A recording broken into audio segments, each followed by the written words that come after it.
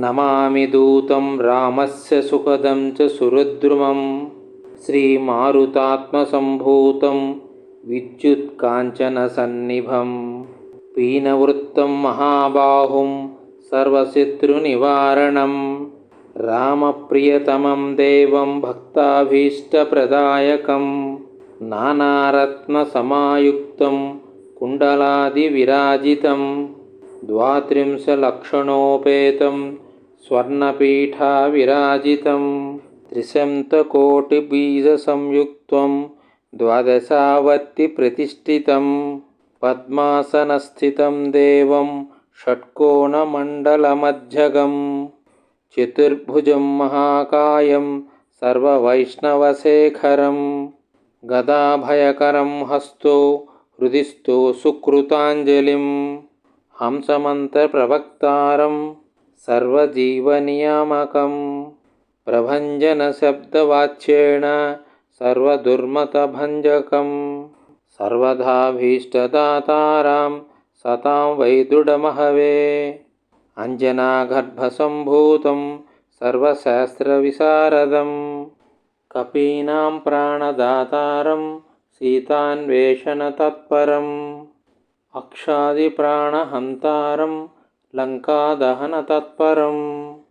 लक्ष्मणप्राणदातारं सर्ववानरयूथपं किङ्कराः सर्वदेवाद्यः जानकीनाथस्य किङ्करं वासिनं चक्रतीर्थस्य दक्षिणस्थगिरौ सदा तुङ्गाम्भोधितरङ्गस्य वातेन परिशोभिते नानादेशगतैः सद्भिः सेव्यमानं नृपोत्तमैः धूपदीपादिनैवेद्यैः पञ्चाक्षदैत्यशक्तितः भजामि श्रीहनुमन्तं हेमकान्तिसमप्रभं व्यासतीर्थयतीन्द्रेण पूजितं च विधानतः त्रिवारं यः पठे नित्यं स्तोत्रं भक्त्या वाञ्छितं लभते भीष्टं षण्मासाभ्यन्तरे खलु पुत्रार्थे लभते पुत्रं यशोर्थे लभते यशः विद्यार्थे लभते विद्यां धनार्थे लभते धनं सर्वधा मास्तु सन्देहो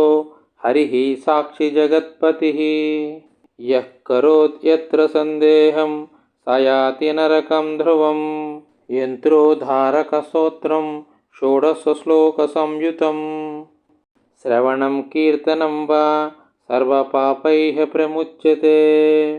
इति श्रीव्यासराजकृत यन्त्रोद्धारक हनुमत्स्तोत्रम्।